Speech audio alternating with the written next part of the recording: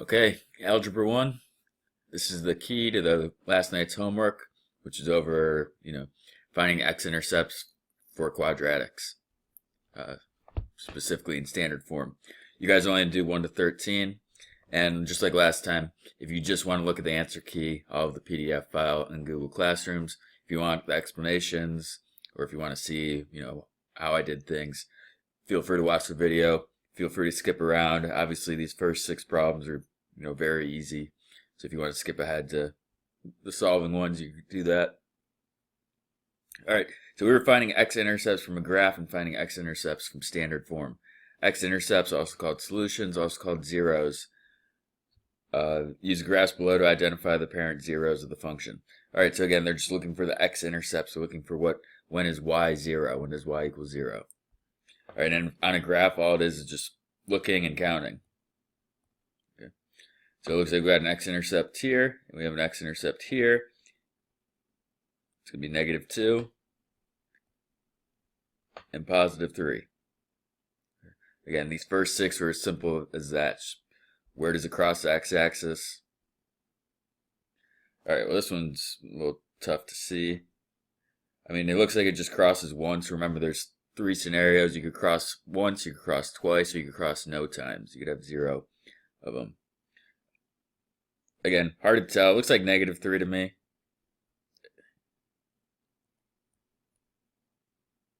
And there's just one of them. Okay. Number 3. You got one here over at -1, 2, 3, 4, 5, so -5. And your second one's over here at 1, 2, 3, +3. Again, it's as simple as this. You can write as ordered pairs. You could just write them out if you want. I don't really care. 4. I'm trying to just rush through this. It's like -1 and 4.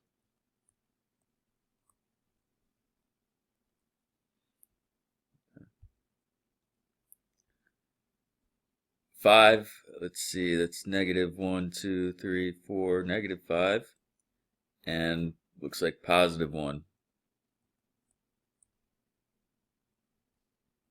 Okay. So again, this should be very easy. You should be able to look at a graph and identify intercepts. This one just crosses once at +2. All right, so that was just the easy part. It wasn't really the main part of the lesson, but it's good to have. Find the zeros of the following quadratic functions algebraically. So what that means is what we're doing in the notes. You're going to have to factor these, solve using the zero product property, and then those are going to be your x-intercepts. So you want to start by setting it equal to 0. Okay. We could only solve quadratics that have both a quadratic and a linear term by factoring, by having it set equal to 0.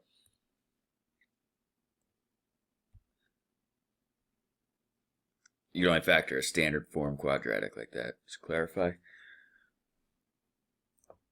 All right, and then we'll factor.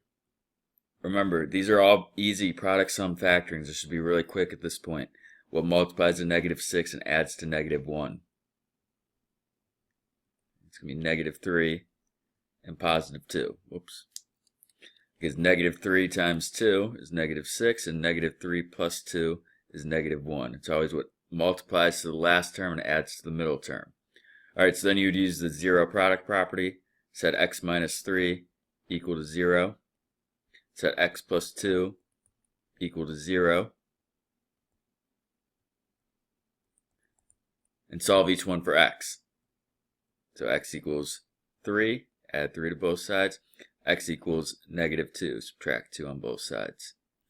So your two x-intercepts are 3 and -2.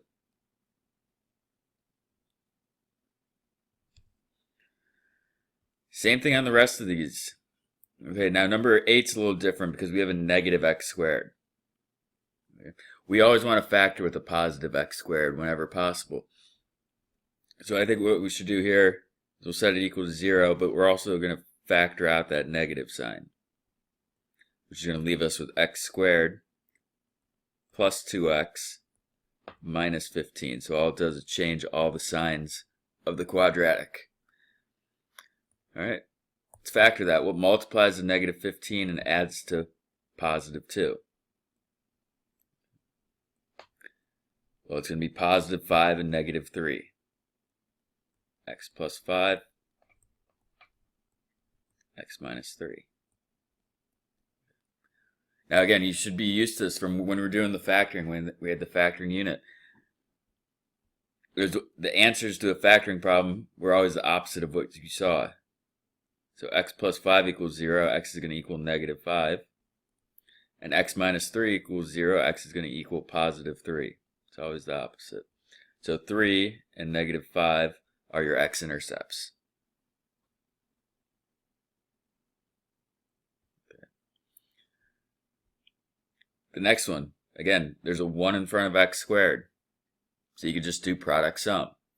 Now this one's also a perfect square trinomial. Okay. But again, that's kind of a harder pattern to recognize, whereas difference of squares is fairly easy. Perfect square trinomial, so if you don't want to solve it using the perfect square trinomial, and a lot of you haven't been on the tests and quizzes, just find what multiplies to 9 and adds to 6. It's going to be 3 and 3. 3 times 3 is 9, 3 plus 3 is 6, 3 and 3. Now again, if you were doing the perfect square trinomial pattern, you would have x plus 3 squared. It's the same thing.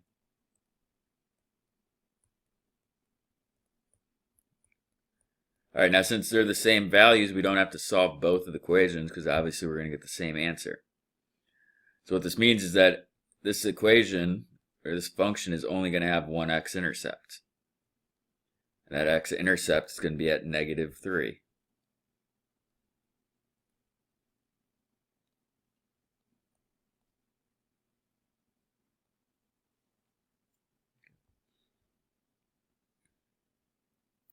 Okay. 10 just goes back to the normal. What multiplies to the end and adds to the middle? What multiplies to negative 4 and adds to positive 3? Well, the only things that multiply to 4 are 1 and 4 and 2 and 2. 2 and 2 is not going to give you 3, but 1 and 4 will. If you have positive 4 and negative 3, it's going to give us our answers. So our x-intercepts are going to be the opposite of those. P is negative 4 and P is positive 3. Now that opposite rule only works if there's not a number in front of P, so that only works for product sum. If we were doing the guess check method, we would have to solve. It would be a two-step equation. But these one-step equations are all just the opposites. Alright, 3 more. Alright, so number 11 has a variable in front, or has a number in front of x squared. Okay. Usually when there's a number in front of x squared, we have to guess and check, or we have to factor by grouping. However, you guys cannot forget the first step of all these. The first step is to always look for a greatest common factor. Okay. This one has a greatest common factor of 3. Leaves behind x squared minus 4x minus 12. And that becomes an easy factor. That becomes a product sum factor. So now factor the x squared minus 4x minus 12. What multiplies to negative 12 and adds to negative 4?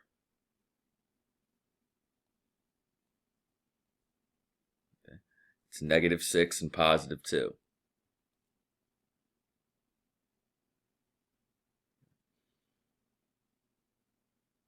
Set each factor equal to 0. This one's trivial. 0 doesn't equal 3. X minus 6 equals 0. Add 6 on both sides. X equals 6.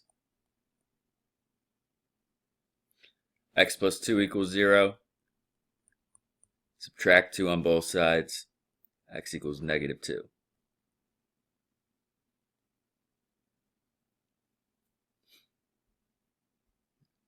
12. 12 only has 2 terms. Remember, if you only have 2 terms, there's only 2 things you check. You check for a greatest common factor, or you could check if it's a difference of squares.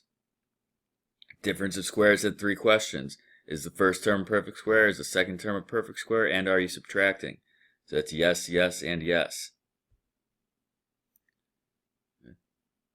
So perfect square, or difference of squares pattern, is always the same numbers, opposite signs. Square root of x is x, so x and x. The square root of 49 is 7, 7 and 7. Make 1 plus, make 1 minus.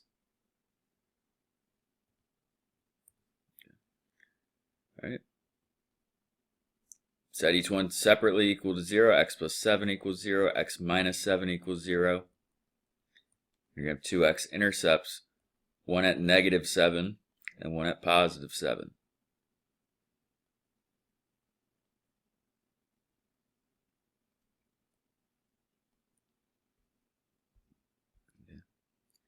And the last one, like I said, two terms.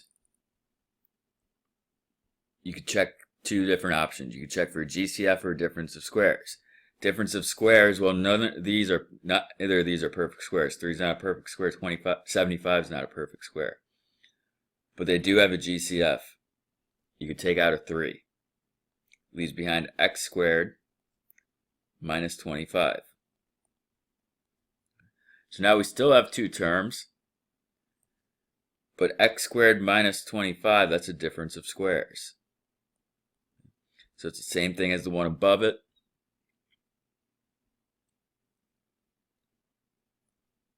That 3 has to stay out front. Okay, now again, when we're solving, it doesn't matter, but when we're changing forms of quadratics, that still has to be out front. All right, square root of x is, or the square root of x squared is x. The square root of 25 is 5. Make 1 plus. Write the same thing, but make it minus. So our x-intercepts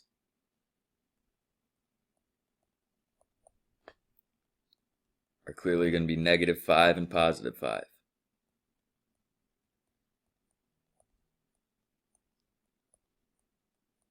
Okay. All right, and that's it. Again, I really can't stress the importance of knowing how to factor at this point.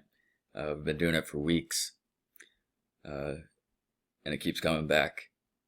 All right, but that's all it is. If you're given a graph, just look at the graph. Those are easy, 3 points. If you're given a quadratic, set it equal to 0, factor, solve using the zero product property. Okay. Again, you only had to do 1 to 13 on the homework, because we already found vertexes. Yep. All right, again, I'll post the full answer key, the whole PDF file, onto Google Classrooms if you want to just check your answers rather than watching this video. That's fine.